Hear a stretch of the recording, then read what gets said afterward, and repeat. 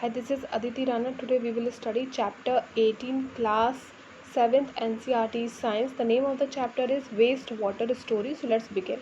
The water which has been adversely affected in quality by the presence of various pollutants is called as wastewater. वो पानी जिसमें बहुत सारी impurities हैं, बहुत सारे pollutants हैं, उसे wastewater कहा जाता है. Letter, oil, industrial, chemical, pesticide etcetera pollute water. पानी के अंदर जो ऑयल होता है, इंडस्ट्रीज़ का वेस्ट होता है, केमिकल्स होते हैं, पेस्टिसाइड होते हैं, इन सब की वजह से पानी पॉल्यूट हो जाता है, यानी कि गंदा हो जाता है. Waste water from sink, showers, toilets, laundries flows down the drains. जो नालियाँ होती हैं उनमें हमारे घरों से भी वेस्ट वाटर जाता है, या जैसे कि हमारी सिंक होती है, शावर होता है, टॉयलेट्स होता है, लॉन्ड्रीज होती है जो हम कपड़े धोते हैं, उससे भी पानी वेस्टेज होता है. और बाकी जो डे टू डे एक्टिविटीज़ करते हैं उसमें भी जो है पानी वेस्ट होता है और वो ड्रेनेज सिस्टम में जाता है.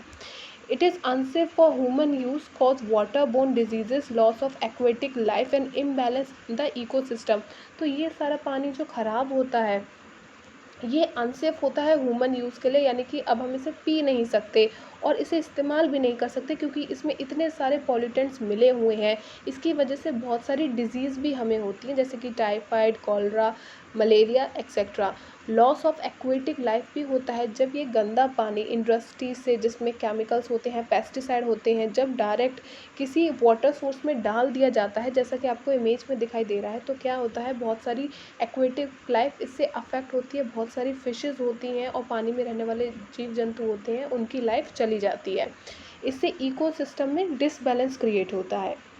Polluted water should not be wasted. Pollutant should be removed by cleaning the water, क्योंकि वाटर बहुत ही प्रीशियस लिक्विड है, इसलिए जो पानी पॉल्यूटेड है, यानी कि जो गंदा पानी है, उसे भी हमें वेस्ट नहीं करना चाहिए. हमें उन मेथड्स के बारे में सोचना चाहिए जिससे उस पानी को क्लीन किया जा सके, साफ़ किया जा सके.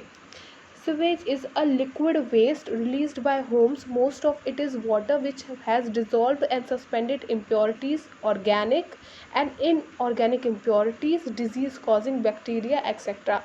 स्वेज क्या है, वो लिक्विड वेस्ट है जो हमारे घरों से निकलता है.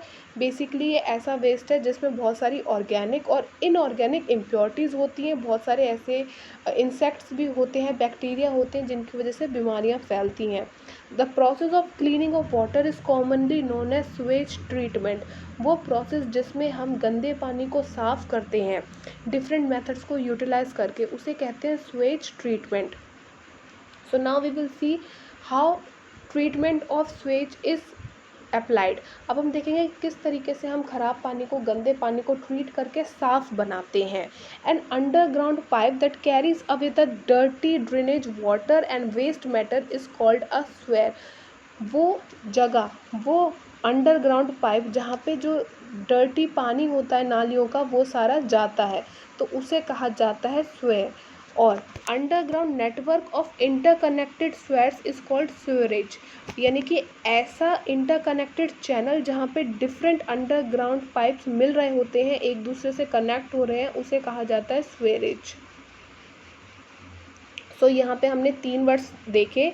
स्वेज कहते हैं डर्टी वाटर को, बेसिकली जो लिक्विड इम्प्योरिटीज़ वाला पानी होता है, यानी कि लिक्विड स्टेट में होता है और उसमें बहुत सारी इम्प्योरिटीज़ डिज़ोल्व होती हैं. स्वेयर कहते हैं पाइप्स को और स्वेरेज कहते हैं networks of pipes. So now we will see the steps of cleaning this waste water. The first step is separation of large objects from sewage water. सबसे पहला जो स्टेप है वो क्या है, बड़ी बड़ी इम्प्योरिटीज़ को हटाना. इसके लिए हम यूज़ करते हैं बार स्क्रीन्स. बार्स मतलब सलाखें ऐसी लंबी लंबी, तो हम बार स्क्रीन का यूज़ करते हैं. तो जब पानी इन बार स्क्रीन्स के थ्रू पास किया जाता है तो जो बड़े बड़े ऑब्जेक्ट्स होते हैं, बड़ी बड़ी इम्प्योरिटीज़ होती हैं, जैसे आपके थैले होते हैं, लकड़ियाँ होती हैं, कोल्ड ड्रिंक्स की केन्स होती हैं, प्लास्टिक्स होती हैं, बॉक्सेस होते हैं, तो ये सारी बड़ी बड़ी इम्प्योरिटीज़ पानी से रिमूव हो जाती है. Next is separation of sand and dirt. इसके लिए हम ग्रिट सैंड रिमूवल टैंक का यूज़ करते हैं. यहाँ पे जब पानी को बहाया जाता है तो पानी की स्पीड बहुत स्लो कर दी जाती है. उसकी स्पीड जब बहुत डिक्रीज़ कर दी जाती है और धीरे धीरे उसका फ्लो होता है, तो यहाँ पे बेसिकली क्या होता है, सेडिमेंटेशन होता है, यानी कि पानी में जो सॉलिड गंदगी है, बड़े बड़े पत्थर हैं, कंकड़ है, मिट्टी है, वो क्या होती है, धीरे धीरे सेटल डाउन हो जाती है, यानी कि तल पर बैठ जाती है. You can see in the image. Next is removal of solids. अब बात करते हैं कि जो सॉलिड वेस्टेज होती है उसे पानी से कैसे रिमूव किया जाता है। So the third step is clarifier. Clarifier क्या होता है, एक स्लोप्ड जैसा होता है, जैसा कि यहाँ पे आपको दिखाई दे रहा है, एक ढलान वाली सी जगह होती है। तो बेसिकली क्या होता है, पानी तो इस ढलान पे ऊपर से नीचे तक फ्लो करता है।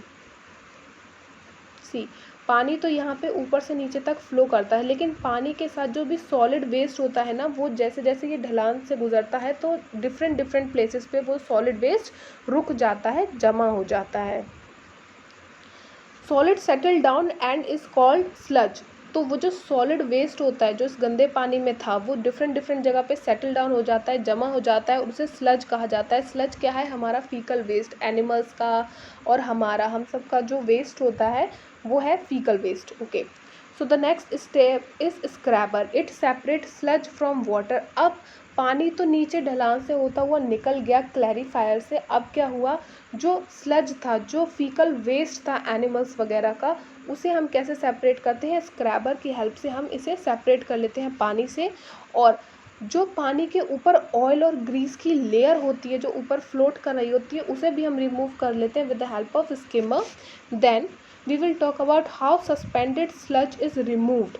इसके बाद हम क्या करते हैं, अब जब हमने स्लज को भी थोड़ा थोड़ा पार्शली रिमूव कर दिया और जो ऑयल और ग्रीस की लेयर थी अपर पार्ट में उसे भी थोड़ा रिमूव कर दिया, तो उसके बाद हम क्या करते हैं, एरेटर्स का यूज़ करते हैं। Here clarified water is transfer to aeration tanks where air blowers bubble air which help aerobic bacteria to grow and feed on the organic contaminants। यहाँ पे क्या होता है, एरेटर्स में क्या होता है, ऐसे एयर के बार बार बबल्स फ्लोट होते हैं, तो इनकी वजह से क्या होता है, ऐसे छोटे छोटे बैक्टीरिया जो एरोबिक रेस्पिरेशन करते हैं, यानी कि ऑक्सीजन की प्रेजेंस में ग्लूकोज को ब्रेक डाउन करते हैं, वो वर्क करते हैं, यहाँ पे जो भी फीकल वेस्ट होता है उस पर वर्क करते हैं। Next is activated sludge.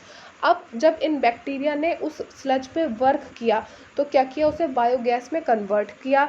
और नेक्स्ट बात करते हैं, जब ये जो बचा हुआ वेस्ट है, जब ये ड्राइड हो जाता है, जब ये सूख जाता है पूरी तरह से, तो इसे मैन्योर यानी कि खाद की तरह हम इस्तेमाल कर लेते हैं। लास्ट स्टेप है क्लोरीनेशन, यानी कि addition of chlorine to kill germs. Last में हम क्या करते हैं, पानी में क्लोरीन को भी ऐड कर लेते हैं, जो कि एक केमिकल प्रोसेस है। इससे क्या होते हैं, जो हार्मफुल जर्म्स हैं वो मर जाते हैं। And it can be use to cultivate crops, maintain large garden in industries. इसके बाद जो वाटर आपको अवेलेबल होता है उस पानी का इस्तेमाल किया जा सकता है क्रॉप्स के प्रोडक्शन में, यानी कि जब आप खेती करते हो तो वहाँ पे उस पानी का इस्तेमाल किया जा सकता है। बड़े बड़े गार्डन की सिंचाई में यूज़ कर सकते हैं, इंडस्ट्रीज़ यूज़ कर सकती हैं क्योंकि उन्हें वाटर बहुत ज़्यादा क्वांटिटी में चाहिए होता है। या फिर इस पानी का अगर आपको यूज़ नहीं भी करना है तो हम इसे इस लेवल तक क्लीन कर चुके हैं कि अब आप इसे किसी ओशियन में, रिवर में, लेक्स में जाने दे सकते हैं क्योंकि ये क्लीन वाटर है। या फिर आप इसे अंडरग्राउंड वाटर में भी जाने दे सकते हैं पाइप्स के थ्रू, तो ये ऐसे आपको सर्व करेगा as a source of ground water. That was all about this chapter. Thanks for listening.